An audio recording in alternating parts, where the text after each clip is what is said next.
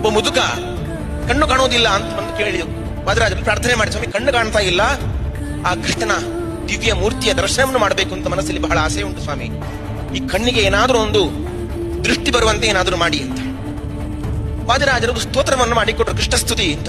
ಈ ಸ್ತೋತ್ರವನ್ನು ಪಾರಾಯಣ ಮಾಡುವಂತ. ವಾದಿರಾಜರು ಯಾವ ರೀತಿ ಪ್ರಾರ್ಥನೆ ಮಾಡ್ತಾರೆ?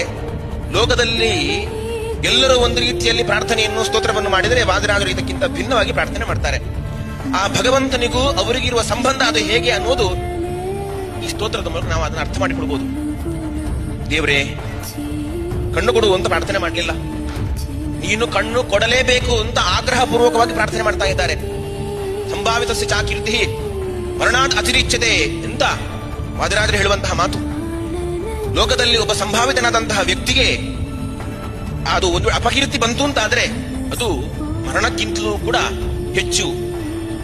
ಹಾಗಾಗಿ ಕೃಷ್ಣ, ನೀನು ಕಣ್ಣು ಕೊಡ್ತೀ ಅಂತ ನಾನು ಆ ಭಕ್ತನಿಗೆ ಹೇಳಿದ್ದೇನೆ, ನಿನ್ನ ಸ್ತೋತ್ರವನ್ನು ಪಾರಾಯಣ ಮಾಡ್ಲಿಕ್ಕೆ ಹೇಳಿದ್ದೇನೆ, ನೀನು ಕಣ್ಣು ಕೊಡಲೇಬೇಕು ಅಂತ ಹೇಳಿ ಆ ಕೃಷ್ಣನಲ್ಲಿ ಆಗ್ರಹ ಪೂರ್ವಕವಾದಂತಹ ಆ ಪ್ರಾರ್ಥನೆಯನ್ನು ಸಲ್ಲಿಸಿದ ಪರಿಣಾಮವಾಗಿ ಆ ಮುದುಕ ಈ ಸ್ತೋತ್ರವನ್ನು ಪಾರಾಯಣ ಮಾಡಿದ ಫಲವಾಗಿ ದೃಷ್ಟಿಯನ್ನು ಪಡೆದುಕೊಂಡ, ಕೃಷ್ಣನ ದಿವ್ಯ ಮೂರ್ತಿಯನ್ನು ದರ್ಶನ ಮಾಡಿದ ಅಂತ ಇತಿಹಾಸವನ್ನು ನಾವು ನೋಡ್ತೇವೆ.